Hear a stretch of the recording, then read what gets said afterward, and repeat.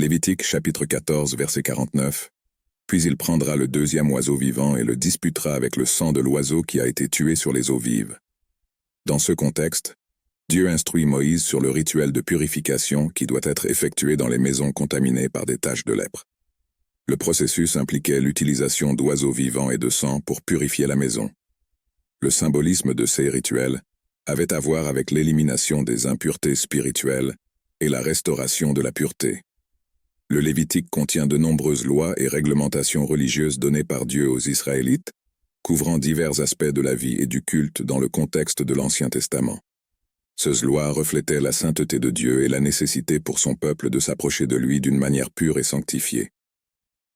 Le verset que vous avez mentionné fait partie de ces lois et règlements détaillés.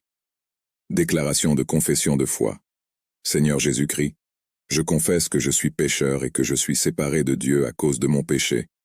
Je me repens de mes péchés et je reconnais le Seigneur Jésus-Christ comme le seul et suffisant sauveur de ma vie. Et je dirige à la vie éternelle et écris mon nom dans le livre de vie. Amen. Éphésiens 2 versets 8 et 9. Car c'est par la grâce que vous avez été sauvés par la foi. Et cela ne vient pas de vous, c'est un don de Dieu. Cela ne vient pas des œuvres, afin que personne ne puisse se glorifier. Jean 5 verset 24.